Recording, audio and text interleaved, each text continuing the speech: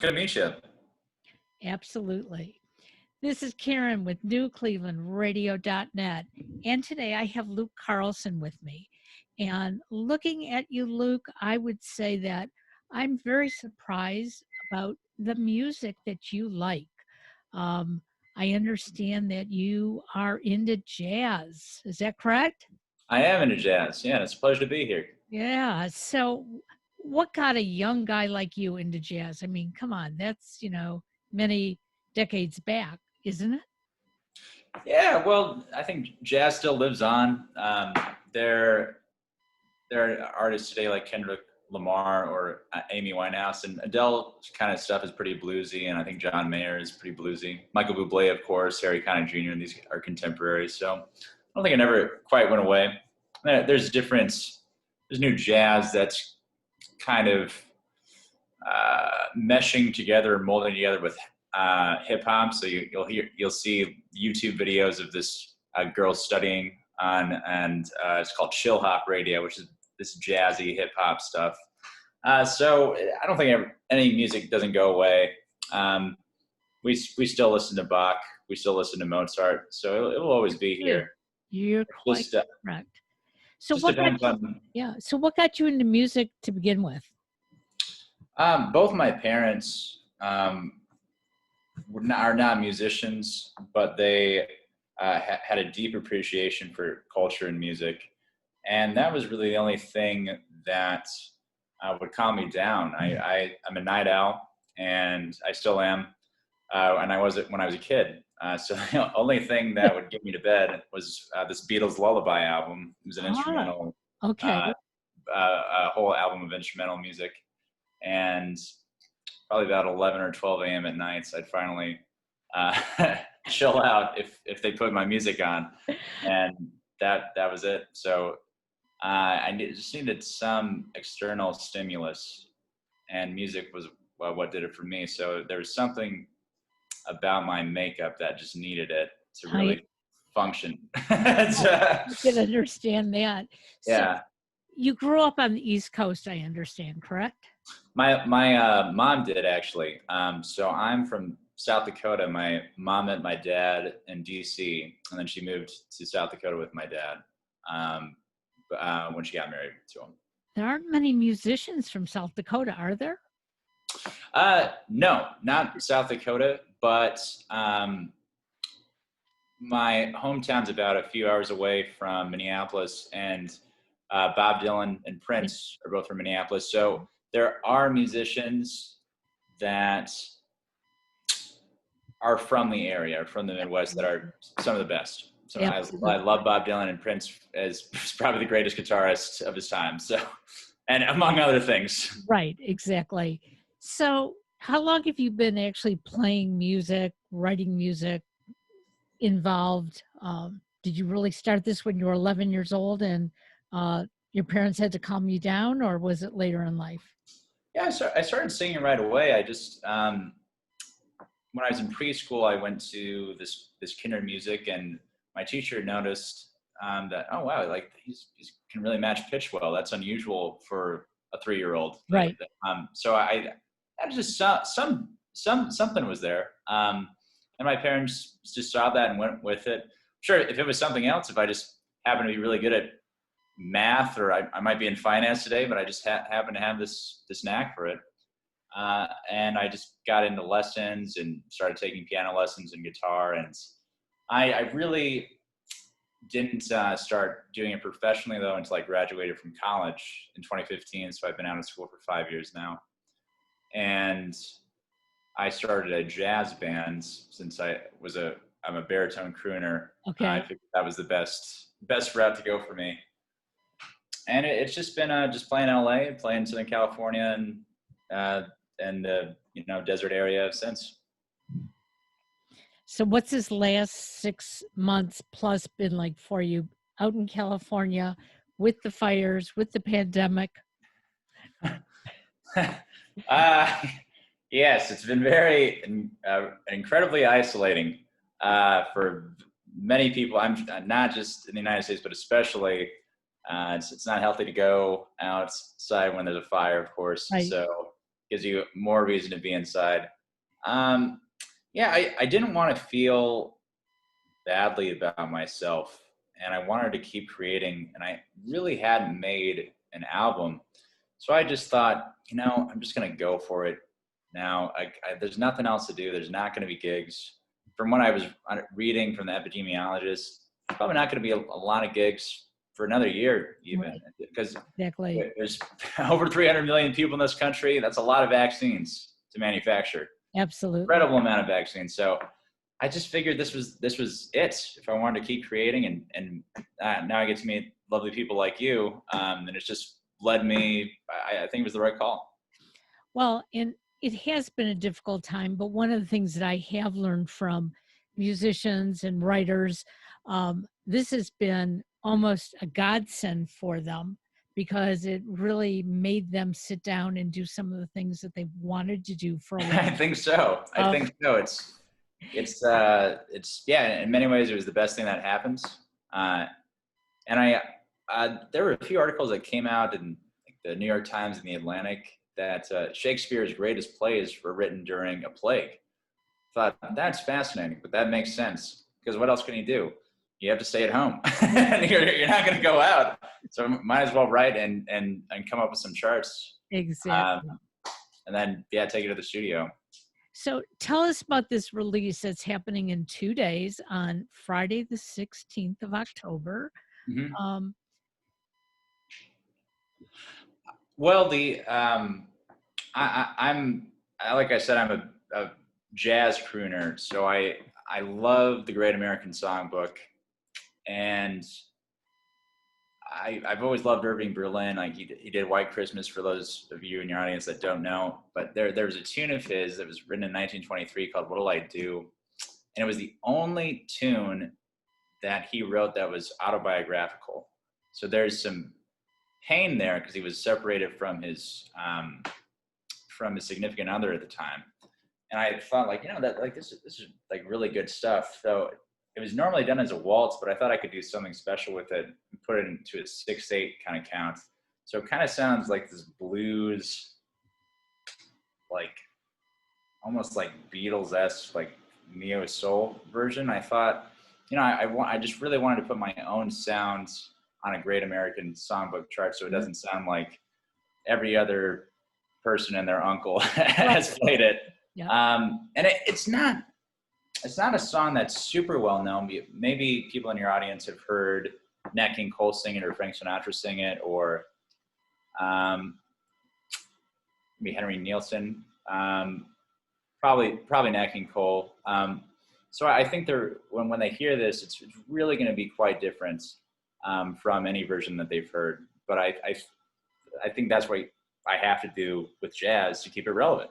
Well, absolutely. And it's like, I love Michael Bublé. He's great.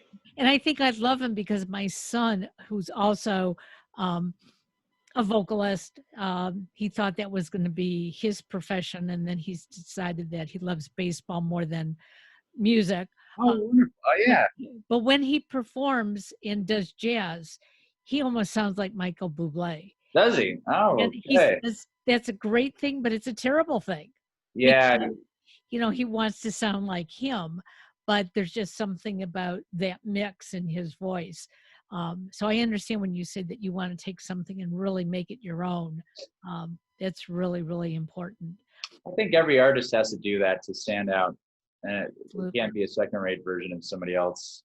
So what is it like in this day and age, when Nat King Cole, even though he was a Black man trying to make it in the business, it was a lot different back then. Okay. Mm-hmm. He was playing in clubs and he finally got noticed, and, he was able to get a record contract. But today, so many are doing their own recording by themselves. They're using their computers or their soundboards like we do here. How different is it for you today than you think it was, 40, 50 years ago? Well, I don't like to use my own soundboard. And I don't like to use programmed instruments. Okay. So everything that you hear that will come from me will be somebody that I hired or a musician friend. It'll never be an instrument that is not played by a person. I love that. That's wonderful. So in that way, not much has changed since I think there's significantly less racism. So like all the I guys. don't know, looking outside the windows sometimes, but yeah. Yes, yeah, right, yeah. Well, yeah, it's been a difficult year, but in the music world, I think there's significantly less racism than there was in the '50s, and certainly, probably, maybe by the '60s, we were finally getting our act together in this country, but it took a long time. And I think it's probably easier to record things digitally, but I think digitally recordings have gotten so good that they sound pretty close to analog these days. And one thing that was different is we recorded at a gentleman's studio named Nolan Shahid, and people are able to build these state-of-the-art studios that are just as good as something that you get in Capitol Records, Right. And it's significantly cheaper than it used to be, and that's a beautiful thing.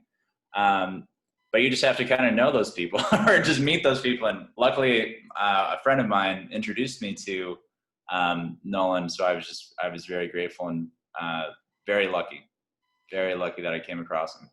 And you know, that is a big factor, how things have changed. It used to be the record companies had all the equipment, Mm-hmm. and that's where you had to go to record, and you obviously needed a contract or a lot of cash, you know, to pay for Yeah. it. My brother has been in the recording business now probably close to 50 years. And I remember the first studio I went into, and it was like, you know, boards and keyboards and amplifiers all over the place. And now you go into his studio and it's a lot more compact. But you know, that's the way of the world. And I think you can tell the difference when something is recorded in a studio rather than being recorded in somebody's bedroom. Yeah, you definitely can. Yeah, absolutely. Yeah, not to say that I didn't spend quite a good chunk of money on this. I did. I definitely did. But yeah, you don't need $1 million or $500,000 anymore, which is great. Absolutely. Don't even really need a record label, which is also So, has a lot of benefits to it. so what do you have planned for the next year? Are you able to actually make those plans now and say, this is where I want to be a year from now? Well, so I think how a lot of streaming services work is they reward singles more than they reward albums. Right.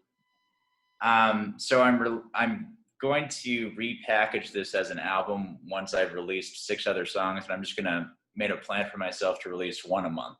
So Okay. so I'll have one in the middle of November and one in the middle of December. And I'm probably going to do a live stream show maybe at the end of November or December to promote this album and feature a few of the tracks that people will hear down the line. And make a couple of videos too to go along with promoting the album, so you can expect that from me probably come January, February, just in time for Valentine's Day. And I think this is That's perfect. beautiful music for Valentine's Day. I love it. Well, what I'd love for you to do is keep in touch with us so we can promote them. Yeah, Um, wonderful. you know, Thank you. Oh, absolutely. Music is very close to my heart for a couple of reasons. My father loved to sing. He played a couple different instruments. I'm not going to say he played them well, but he did play a couple of Sure. instruments. And both of my brothers have played instruments in their life. I have not been the musical person. You know, I just like to talk a lot. So I let them do that. Yes. I do mine. But music has gotten me through a lot, and Yeah. especially jazz, because you can listen to the upbeat jazz, you can listen to the mellow jazz, and it can fit just about any mood that you're in. So it's really been important to me. And it's the music that we played for my mother on the last couple weeks of her life. And Uh, you could tell the difference when something was really had a beat to it. Um, you could see her feet moving, and when it was mellow, you could just see her like go off into a nice little sleep. So, keep up the jazz for us. We need it. It helps us in many, many ways. I think we could use more uplifting subjects in life, or more uplifting avenues, because it's been a Absolutely. dark year. Jeez, enough of this. You got Yeah. it. Hopefully the fires are being put out. Yeah, they are. It's not. It was bad a few weeks ago, but it's not. It's the sky is sunny, and it's back to sunny LA. That's wonderful. So this week, tell us exactly what is coming out on Friday. Give us the name. Yeah, it's going to be "What'll I Do" by Irving Berlin, and so you'll find it under Luke Carlsen. That's Carlsen. It's Danish, not SON. And you can find it on Spotify, Amazon Music, YouTube, Apple Music, iTunes if you want to download it and purchase it. Any streaming service of your choice, it will be there. That is wonderful. Well, we wish you the best of luck with it. We can't wait to find out what comes out in November, because we can just add that to our collection.